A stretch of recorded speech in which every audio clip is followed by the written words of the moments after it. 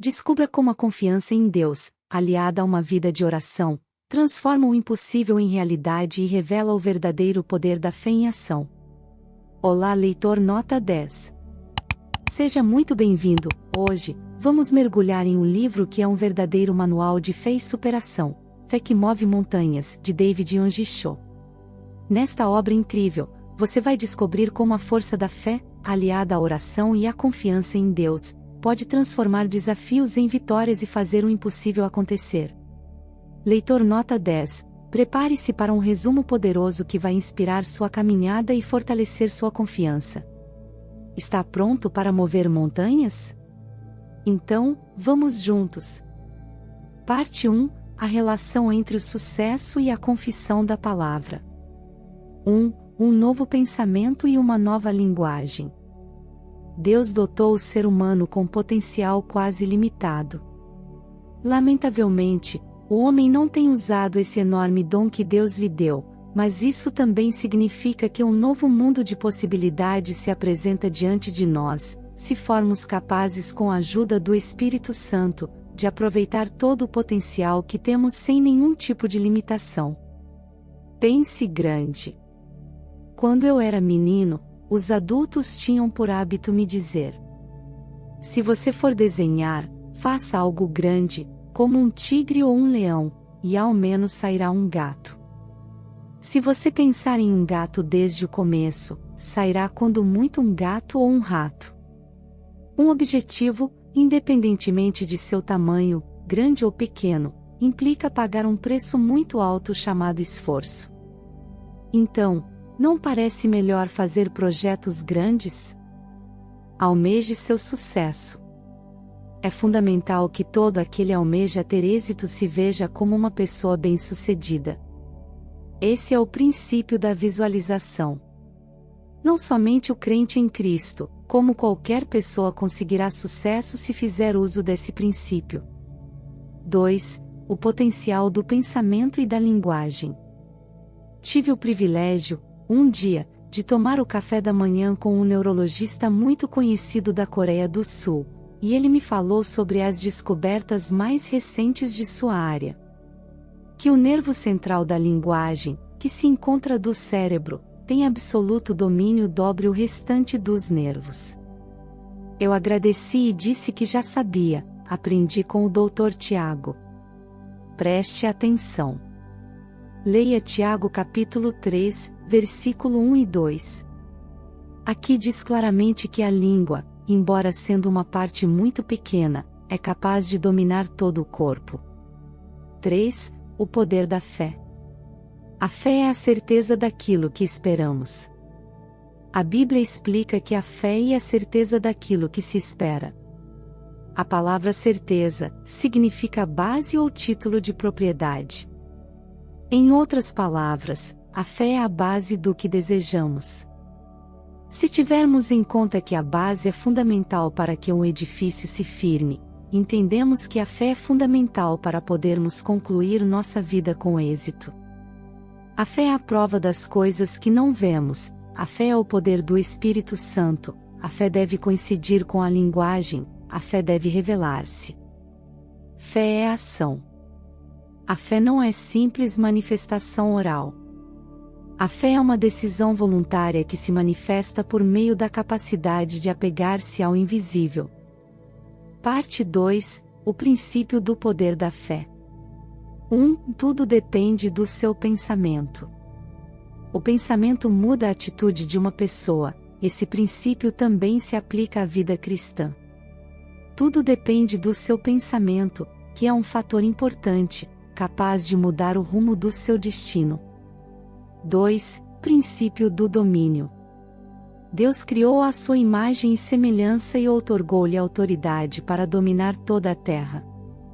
Ao saber dessa verdade, Satanás tentou o homem, para tirar-lhe tal autoridade. Você e eu não somos mais escravos do destino, das circunstâncias e da vida cotidiana, ao contrário, temos autoridade para dominar toda a terra. Então, como podemos dominar e subjugar a terra e ser abençoados? Leia atentamente os seguintes passos. Você deve ter uma imagem de domínio.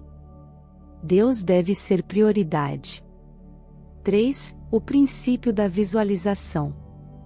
O princípio da visualização é a chave para uma pessoa ser abençoada. Visualize o perdão, visualize a unção e a plenitude do Espírito Santo, visualize a saúde, visualize a prosperidade, visualize a esperança do reino dos céus. 4. O princípio da semeadura e da colheita.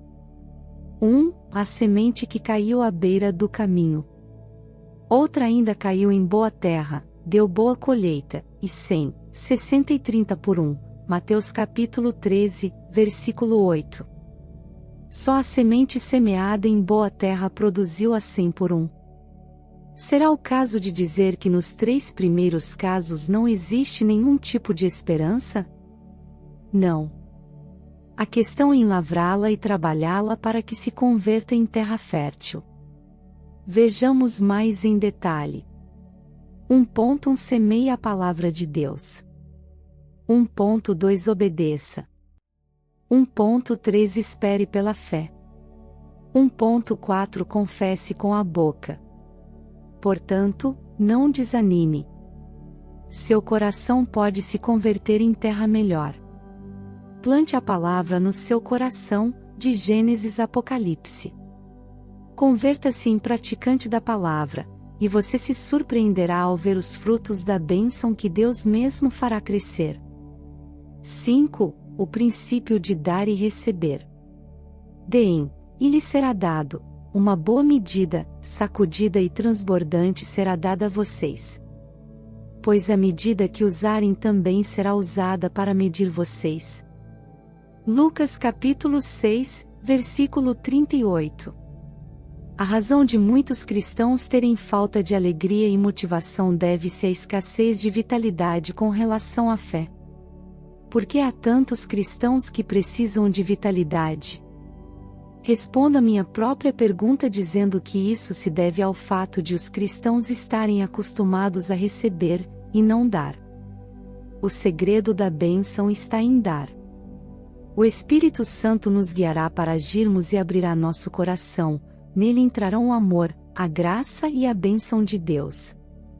6. O princípio da ordem durante a petição. Busquem, pois, em primeiro lugar o reino de Deus e a sua justiça, e todas essas coisas lhes serão acrescentadas. Mateus capítulo 6, versículo 33. É primordial que os cristãos saibam ordenar corretamente suas prioridades.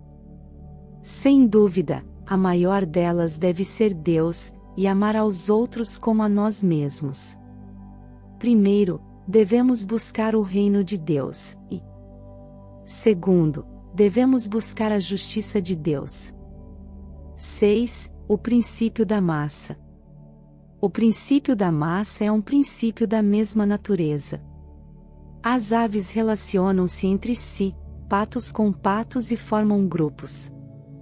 Esse princípio também se aplica à área espiritual. Pessoas negativas relacionam-se com pessoas negativas, as positivas sentem-se mais à vontade com gente que tem a mesma percepção. Pessoas criativas querem estar ao lado de quem ama a criatividade. Cada um segundo a sua espécie. A bênção de Deus é dada às pessoas que guardam uma fé positiva e criativa no coração. Portanto, se você deseja receber a bênção de Deus, cerque-se de pessoas positivas, que têm fé, que conservam a esperança. Parte 3. A aplicação do poder da fé. 1. 7 passos para alcançar uma vida criativa de sucesso. Nunca vi um versículo na Bíblia que diga que devemos viver na pobreza, no fracasso e no desânimo. Ao contrário, a Bíblia promete-nos prosperidade. A bênção de Deus não consiste apenas na área espiritual, inclui também a área física. Primeiro passo: espere que a luz do Senhor brilhe sobre você. A primeira frase dita por Deus para pôr em ordem num mundo sem forma e vazio foi: haja luz. Isso quer dizer que nós, ao vermos nossa vida desorganizada e vazia, também podemos dizer: tal como Deus fez em sua criação: haja luz. Você quer a luz? Ela nos permite ver as coisas claramente, ainda que seja noite. Espiritualmente falando, a luz permite-nos ver claramente a direção que devemos dar a nossos passos.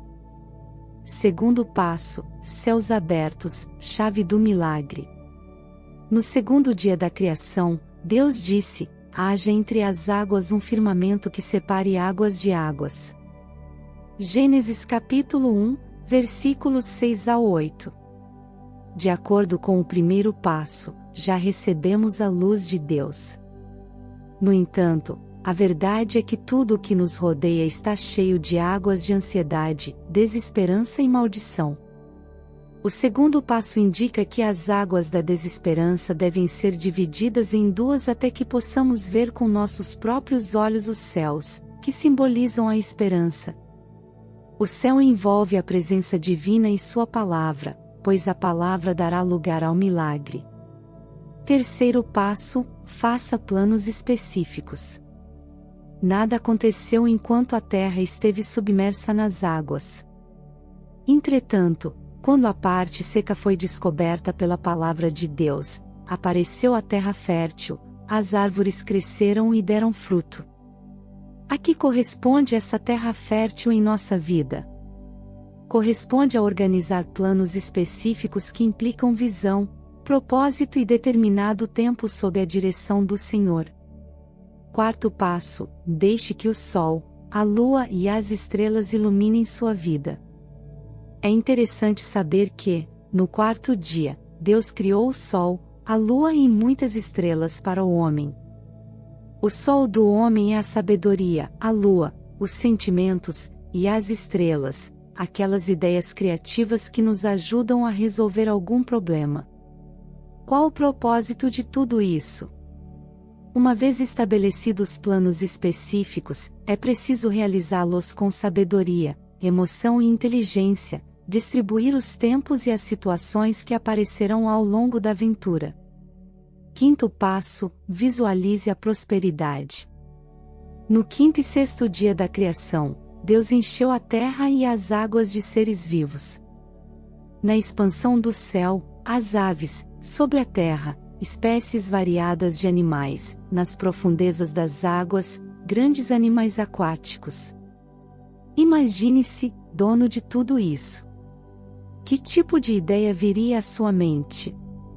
Uma autoimagem positiva de prosperidade, ou uma negativa de pobreza e miséria? Sem dúvida, uma imagem de prosperidade. Portanto, nunca deixe de visualizar a prosperidade. Deixe que em seu coração se movam com liberdade as aves, os animais e os peixes do mar. Deixe que a prosperidade prolifere em seu coração. Sexto passo: pense afirmativamente. Chegamos ao sexto passo da escala da bênção. Esse passo implica, como homens e mulheres criados à imagem de Deus, desfrutar a bênção de subjugar toda a terra e as coisas que nela existem. Devemos, primeiramente, concentrar nossa atenção na realidade de que fomos criados à imagem e semelhança de Deus. A imagem de Deus homem foi deteriorada pelo pecado de Adão e Eva. Entretanto, nós, cristãos, recuperamos essa imagem pelo sangue de Jesus Cristo, que nos permite a aproximação da presença divina em louvor e adoração. Sétimo passo: ore até que a paz de Deus repouse sobre sua vida. Depois de haver criado todo o universo e tudo o que nele existe, Deus descansou. O descanso é uma etapa fundamental nesse processo. O último passo de nossa vida é o do repouso e da paz interior. Em síntese, não importa o que você faça, primeiro ore até que a paz de Deus repouse sobre a sua vida, em seguida, comece o seu trabalho. Nunca inicie algo sem sentir a paz de Deus, caso contrário, o responsável pelo fracasso será você mesmo. No entanto, se um projeto for iniciado contando com a paz divina, o Alfa e Ômega, o princípio e o fim, se responsabilizará e fará a obra por você. E aí, leitor nota 10, gostou do resumo? Na sua opinião, Fé que Move Montanhas merece nota 10? Conta pra gente aqui nos comentários. Se este livro inspirador tocou o seu coração, não esqueça de curtir o vídeo, se inscrever no canal e compartilhar, com mais leitores nota 10 que você conhece. Ah, e se ficou interessado, o link para comprar Fé que Move Montanhas está aqui na descrição, junto com outros títulos incríveis do autor David Yonggi Cho. Não perca a oportunidade de ampliar sua biblioteca de sabedoria e fé. Até o próximo vídeo, e lembre-se, o próximo grande aprendizado pode estar em um único capítulo. Vamos juntos nessa jornada literária.